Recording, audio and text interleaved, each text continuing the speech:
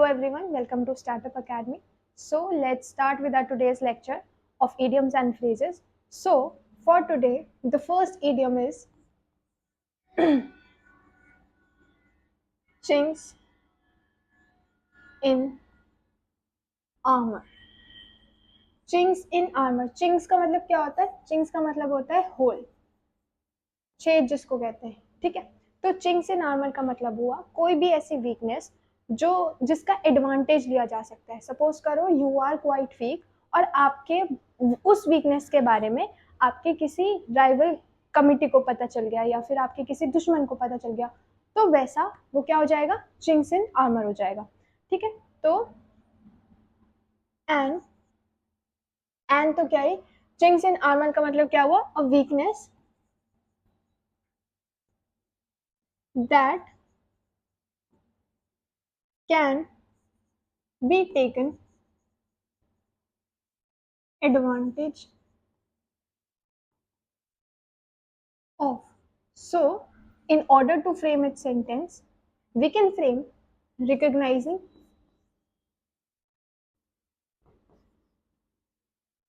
our chinks in armor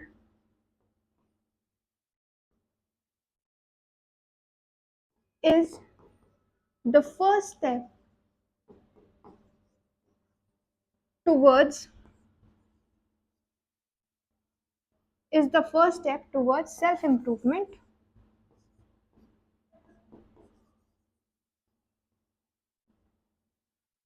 इसका मतलब क्या हुआ? अगर हम अपनी वीकनेसेस को जान लेते हैं और उनका फायदा दूसरे लोग ना उठा पाए, तो उसके लिए क्या होगा?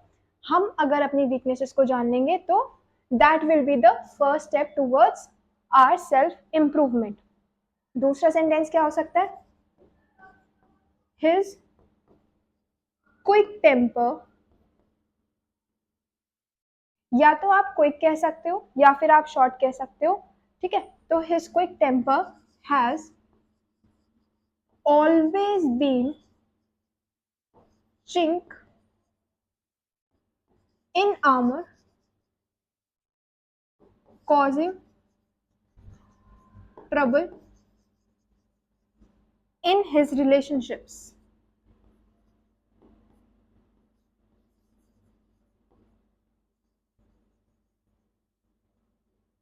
ठीक है जी. तो चिंक्स इन आर्मर का मतलब क्लियर हो गया. चिंक्स इन आर्मर का मतलब क्या पढ़ा हमने? चिंक्स इन आर्मर का मतलब पढ़ा कोई भी ऐसी वीकनेस जिसका लोग फायदा उठा सकते हैं. ठीक है. तो उसी से रिलेटेड हमने कुछ सेंटेंसेस फ्रेम कर लिए और सेंटेंसेस थे. पहला क्या था कि अपने ही सेल्फ इम्प्रूवमेंट के लिए अगर हम अपने चिंक्स इन आर्मर, अपने गिरेबान में झांक कर देखें और अपनी वीकनेसेस को एज अ कह लो कि एज अ स्ट्रेंथ हम लेकर के बाहर आए, तो फिर वो क्या हो जाएगा? That will prove to be beneficial to us in improvising ourselves. और दूसरा क्या था? किसी इंसान के बारे में हमने बना दिया. ठीक है. Okay. So next is clean hands. Clean hands का मतलब हुआ कोई भी ऐसी चीज या कोई भी ऐसा इंसान जो बहुत ही ज्यादा इनोसेंट हो. क्लीन हैंड्स का मतलब हुआ इनोसेंट या फिर कह लो फेयर. ठीक है. कुछ छुपा हुआ नहीं है, सब कुछ जो भी है सब चीजें सामने हैं बहुत ही ज्यादा इनोसेंट तरीके से और बहुत ही ज्यादा फेयरनेस को चीजों को फॉलो करते हुए हमने यूज किया है. और फेयर का रिलेशन हमेशा हम किसके साथ देखते थे? स्क्वायर वाली चीजों के साथ. याद आ रहा हो अगर आप लोगों को, तो हम स्क्वायर वाली चीजों के साथ क्या देखते थे? फेयर का रिलेशन. तो जितने भी idiom use to contain what term? A square in them. तो उसी से रिलेटेड हम क्या करते थे? We use to add to the meaning as fair. ठीक है. तो अगर हम यहाँ पर बात करते हैं क्लीन हैंड्स की, तो हम कह सकते हैं the company is built on clean hands and fair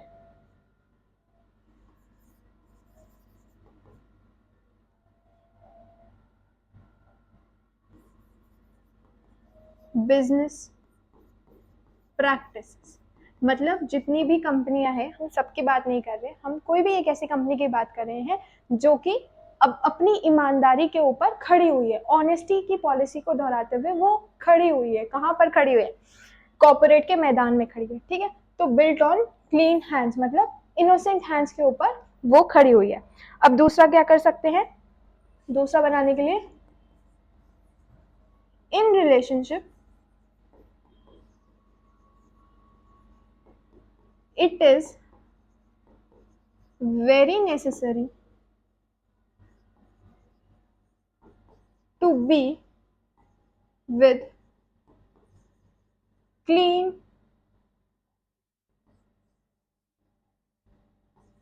hands with each other। यहाँ पर ऑनेस्ट भी ऐड कर लो, ठीक है। To be with clean hands with each other, ठीक है। तो जब भी आप किसी रिलेशनशिप को फॉलो करना चाहते हो, relationship could be your relation with your mom, with your dad, with your parents, with your siblings, with your niblings, whosoever, तो उसके साथ जो भी आप रिलेशनशिप फॉलो कर रहे हो उसमें क्या होना चाहिए? You should be with clean hands, तभी जाकर के that relationship will prove to be successful, ठीक है। Now if we talk about the third idiom that says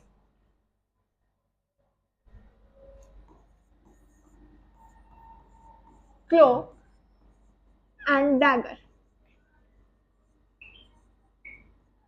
clog and dagger, dagger का मतलब होता है, आपने 5 केस सुने होंगे, if you must have read about the civilization or not civilization, actually about the, we can say, what was it, about the Punjab invasions and all। तो वहां पर आपने 5K के बारे में सुना होगा, जिसमें से dagger was one of the के, जिसको हम कृपाण भी बोलते हैं, छोटी सी तलवार जो होती है, so that is called dagger, ठीक है। तो उन 5K से आप याद रख सकते हो dagger, and that is basically used by the spy. To spy लिख लो, इसका मीनिंग, इसका मीनिंग हुआ टू स्पाई। तो अगर हम इसके सेंटेंस फ्रेमिंग की बात करते हैं तो हम कह सकते हैं the place theme of clog and dagger added a sense of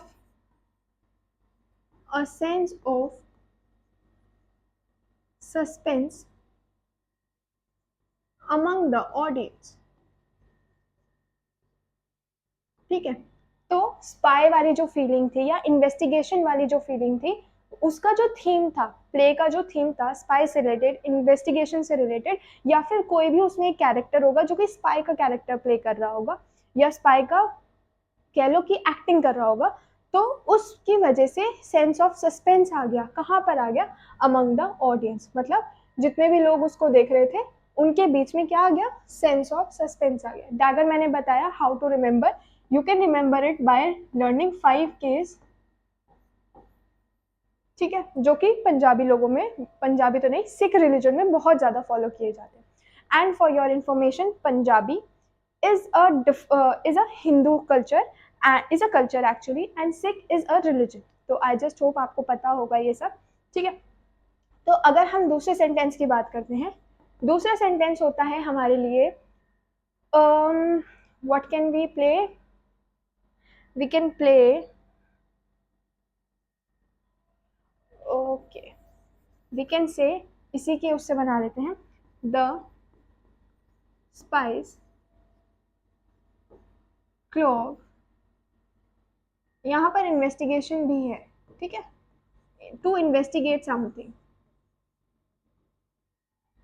The spice clog and dagger tactics were legendary। Legendary किसको बोलते हैं? हर किसी को तो लेजेंडरी नहीं बोल सकते, है ना। तो किन्हीं किन्हीं चीजों को हम क्या बोलते हैं? लेजेंडरी बोलते हैं। तो उसके लिए हमने क्या पढ़ा? हमने तीसरा इडियम पढ़ा एज क्लॉग एंड डैगर।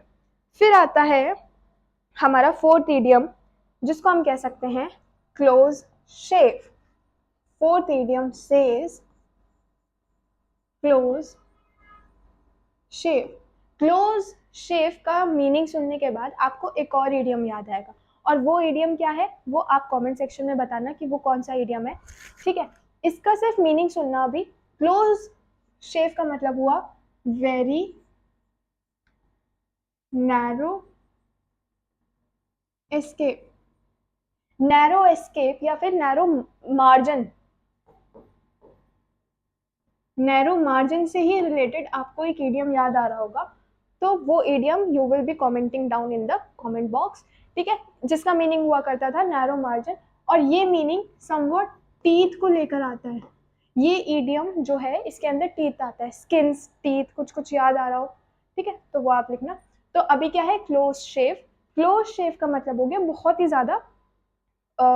ज़्यादा नैरो एस्केप था, बहुत ही ज़्यादा पतले मार्जिन से कोई बचा है, ठीक है। तो हम क्या लिख सकते हैं इसके बारे में, अगर हम लिखना चाहें तो हम इसके बारे में लिख सकते हैं, कंपनी से रिलेटेड लिख देते हैं, the company had a close shave with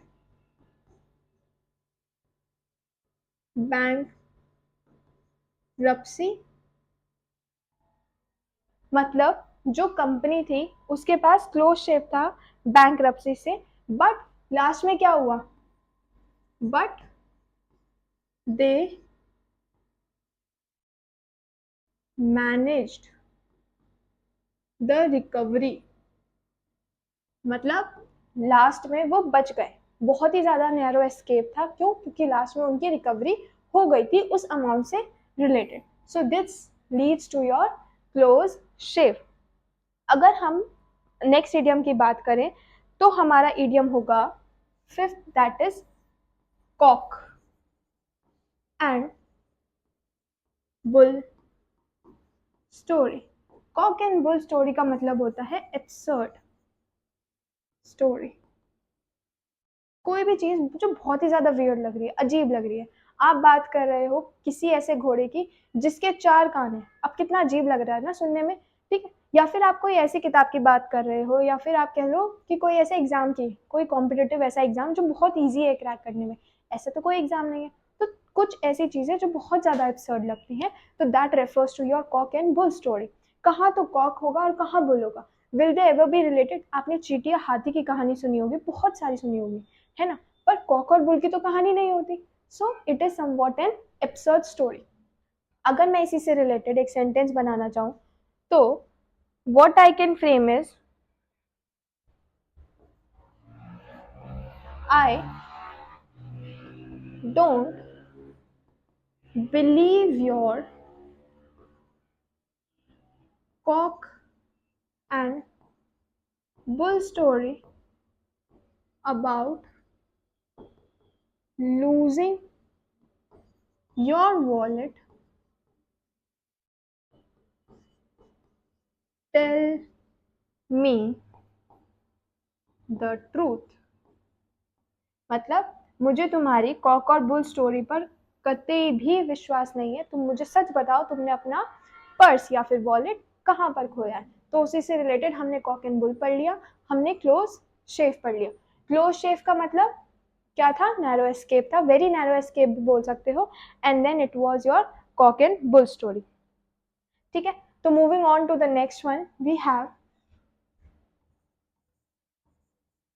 closed the book on, मतलब टू स्टॉप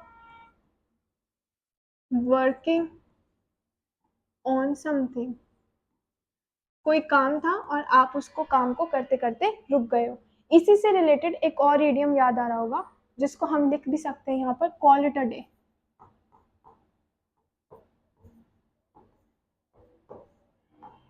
ठीक है। तो कैसे ही लिख दिया है,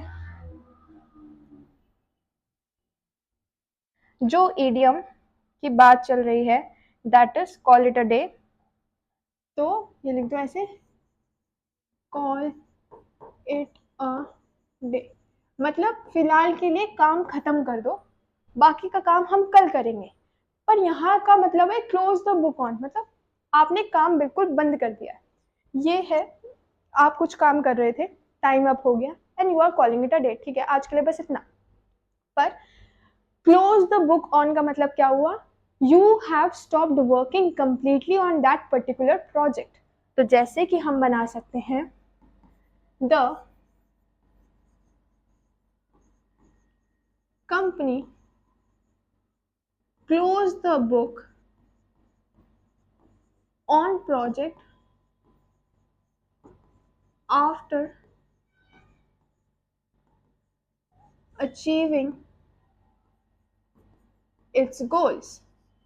या तो तब आप काम खत्म करते हो या फिर कब काम खत्म करते हो, जैसे कि the spy close the book on the case. जो स्पाई होते हैं या फिर जो इन्वेस्टिगेटर्स होते हैं, आप स्पाई की जगह इन्वेस्टिगेटर्स भी लिख सकते हो। तो यहाँ पर स्पाई की जगह अगर हम इन्वेस्टिगेटर लिख लेते हैं, ठीक है, तो यहाँ लिख लो इन्वेस्टिगेटर। चलो पूरा ही सेंटेंस चेंज कर देते because it will not be coming here, तो ऐसे कर दो the investigation was closed. The investigation. The investigator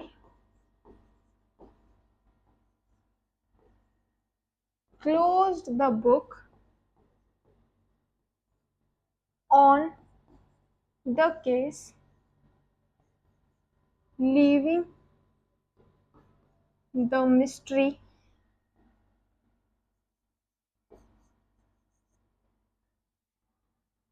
leaving behind leaving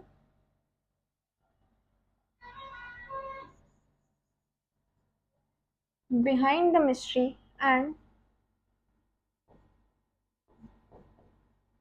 catching the real नहीं एक्चुअल कहते हैं, एक्चुअल कल्प्रिट। मतलब कंपनी ने अपना केस बंद किया और कंपनी ने अपनी बुक बंद करी ऑन सर्टेन प्रोजेक्ट, और वो प्रोजेक्ट किससे रिलेटेड था, that project was closed because it's goals were achieve, तो अपनी बुक बंद कर दी, ठीक है। और यहाँ पर इन्वेस्टिगेटर ने बुक क्लोज कर दी, क्लोज द बुक ऑन, कब करी, केस जब सॉल्व हो गया, आफ्टर सॉल्विंग द केस, या फिर तुम कह लो कैचिंग द एक्चुअल कल्प्रिट, ठीक है। तो इसी से रिलेटेड हमने दो सेंटेंसेस फ्रेम कर लिए। अब हम आते हैं, ये जो है ये आप इम्पोर्टेंट की कैटेगरी में डाल लो, क्योंकि इसके जो आने के चांसेस हैं they are quite more as compare to others. अगर हम सेवेंथ ईडियम की बात करते हैं तो सेवेंथ ईडियम कहता है, आपने सुना होगा, कम रेन और शाइन, मतलब नो मैटर व्हाट, चाहे जो हो जाए हम तो आईएसएस क्रैक करेंगे। You can frame a sentence on this. तो ये बहुत ज़्यादा इजी पीजी सा सेंटेंस है, लेकिन इसी से रिलेटेड एक और ईडियम है जो है come hell or high water, जिसका मीनिंग एकदम सेम है। एकदम सेम मतलब नो मैटर व्हाट, चाहे जो भी हो जाए। तो in order to frame it sentence हम कर सकते हैं, I will come to your wedding, come hell or high water. मतलब अपने दोस्त को कोई इंसान कह रहा है कि चाहे जो मर्जी हो जाए मैं तुम्हारी पार्टी में या शादी में जरूर जरूर आऊंगा, या फिर हम बना सकते हैं I will prepare myself to an extent that I clear an ISS examination this year.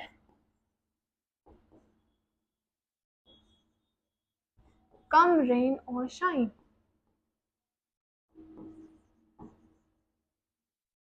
अपना ऐसा स्केड्यूल बनाओ कि चाहे बारिश हो या चाहे बरसात हो, चाहे बारिश हो, चाहे धूप हो, चाहे जो भी हो, आपको क्या करना है, आपको क्लासेस अटेंड करनी है और आपको रेगुलरली पढ़ना ही पढ़ना है. तो कम रेन और शाइन से रिलेटेड या फिर come hell or high water से related we have frame 2 sentences.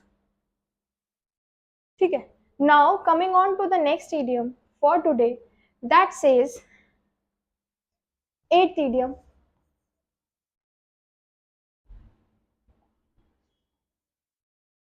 Come to blows. To get involved in physical argument. Physical या वायलेंट, किसी के साथ लड़ाई झगड़े में इन्वॉल्व हो जाने को क्या बोलते हैं, कम टू ब्लोज. ठीक है. ब्लोज से भी रिलेटेड हमने बहुत सारे किए थे, blow a fuse, blow a top, blow this, blow that, बहुत सारे किए थे, पिछली क्लास में किए थे. तो वो लोग वो सब चीजें भी रिवाइज करते रहना. ठीक है. कम टू ब्लोज का मतलब क्या हुआ, आप किसी के साथ वायलेंट नेचर शो कर रहे हो या फिर आप किसी के साथ बहुत ज्यादा वायलेंट हो गए. किसी ने आपको कुछ कह दिया और वो बात आपने अपने ईगो पर ले ली, जिसकी वजह से यू बोथ आर फाइटिंग. तो ऐसा कुछ आप फ्रेम कर सकते हो. तो इसी से रिलेटेड, इस इडियम से रिलेटेड जो हम सेंटेंस बनाएंगे, that can be the two rival gangs. मतलब एक दूसरे की जानी दुश्मन गैंग्स को बोलते हैं राइवल गैंग्स. आई होप आपका कोई राइवलरी ना हो except for obviously the candidates who would be appearing for ISS examination. तो वो तो rivalry चलती है, but something related about blowing of heads and fuses, so that is not acceptable. ठीक है. तो the two rival gangs came to blow, the two rival gangs came to blow, creating or involving, not creating,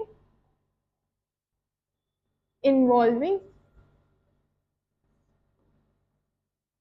in a heated argument. मतलब दो rival gangs थी, दोनों blow came to blows हो गई. कैसे, रिजल्टिंग, या तो दोनों हीटेड आर्ग्यूमेंट में हो गई, और या फिर ये भी लिख सकते हो रिजल्टिंग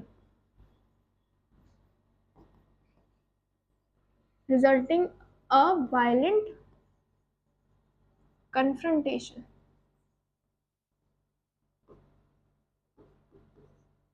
ठीक है. रिजल्टिंग इन वायलेंट कन्फ्रंटेशन मतलब दो राइवल गैंग्स आपस में आई, सामने आमने सामने देखा एक दूसरे को और लड़ाई हो गई दोनों के बीच में. तो इसी से रिलेटेड हमने कर लिया क्या, केम टू ब्लोज. अगर हम लास्ट वाला करते हैं, last idiom for today, that is cloven hooves. Cloven hooves. Cloven hooves का मतलब क्या हुआ, टू देखो, अगर आपको क्लोवन हूप्स का मतलब जानना है तो इसका इजी सा मतलब अगर हम लिखना चाहें तो हम लिख सकते हैं evil intention. This is the most easy form of the idiom that says cloven hooves. और अगर हम इसी से रिलेटेड सेंटेंस बनाना चाहें, क्लोवन हूफ मतलब किसी भी इवल इंटेंशन से रिलेटेड अगर कोई भी चीज है, कोई भी बात कर रहे हो, जैसे आप बहुत सारी कंपनीज में जाते होगे तो बहुत सारी कंपनीज आपको बहुत सारे प्रोडक्ट अपने बेच देती है, बट उनकी इंटेंशन कुछ इवल होती है। सपोज करो बहुत ही ज़्यादा फेमस कंपनी है जिसका जिसका नाम है विमल। अब Vimal is producing somewhat harmful substances that are very harmful to the body, that are very carcinogenic, ठीक है, मतलब they are cancerous cancer causing. तो अगर वो चीज़ें ऐसी प्रोड्यूस कर रहे हैं and in ads what are they showing? They are showing that it is very good, it refreshes your mind, it freshens your mood, it freshens your mouth, and more things are also related to that। तो वो अपनी अच्छी चीजें दिखा रहे हैं जो कि है भी नहीं, but they are hiding an evil intention। evil intention, what is their evil intention? Evil intention is to grab money by playing with the health of the people, and people are not ready to accept it। people are doing what? They are going and buying all those things, ठीक है। though it is mentioned on their paper, or we can say a wrapper, what it is mentioned that it is very dangerous to your health if you are drinking it, if you are having it, it is carcinogenic, and all those pictures are also made on that, still people are going and buying, so that can be related to cloven hooves, ठीक है। तो अगर हम इसी से related एक sentence frame कर दे, तो let's frame it with respect to the company only. तो हम क्या फ्रेम कर सकते हैं? हम फ्रेम कर सकते हैं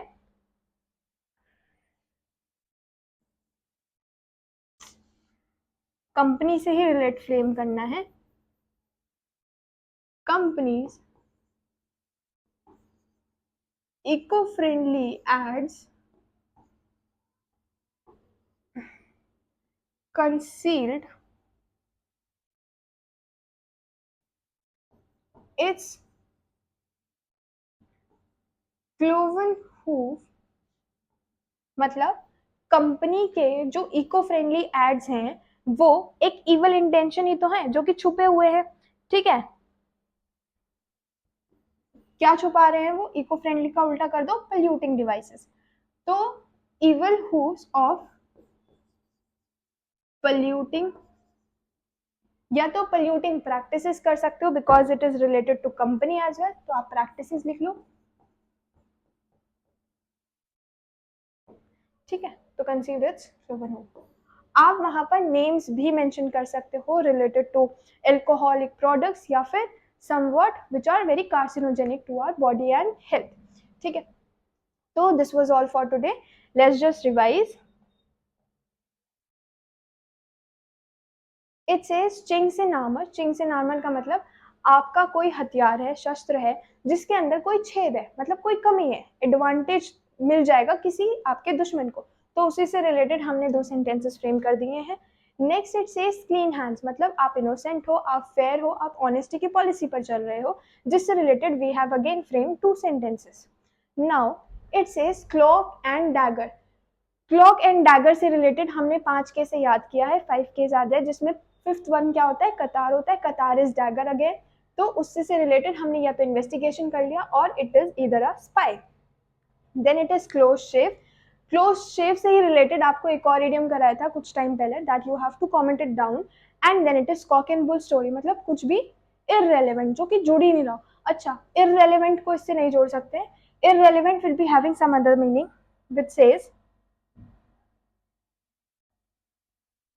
ओके फॉर इररेलेवेंट। बहुत सारे लोग इसको इररेलेवेंट बोल देते हैं। इररेलेवेंट का मतलब, इररेलेवेंट का मतलब होता है beside the mark, beside the mark. और एब्सर्ड का मतलब होता है अजीब। तो इन दोनों को एक साथ नहीं पढ़ते हैं, अलग अलग पढ़ते हैं, ठीक है। तो beside the mark that is irrelevant, but Kock and bull story मतलब बहुत ही ज्यादा अजीब चीजें बता रही हो जो आपस में रिलेट ही नहीं कर रही हैं, ठीक है। Next it says close the book on, मतलब आपने कोई काम खत्म कर दिया है, but call it a day मतलब उस दिन के लिए खत्म कर दिया। तो again there is a difference, दोनों में कंफ्यूज नहीं होना है। Then it says come rain or shine, इसी से रिलेटेड एक और है come hell or high water, चाहे जो मर्जी हो जाए हम काम करेंगे। तो कम टू ब्लोज मतलब कोई भी हीटेड आर्ग्यूमेंट में हो जाना, या फिर आप फिजिकली किसी के साथ फाइटिंग में इन्वॉल्व हो गए हो, या फिर क्लोवन हूव जिसको हम बोल सकते हैं इविल इंटेंशन, जिसके बारे में हमने अभी डिस्कस भी कर लिया बहुत सारे एग्जाम्पल से related. So this was all for today. Hope you enjoyed the video and enjoyed learning with us. Thank you.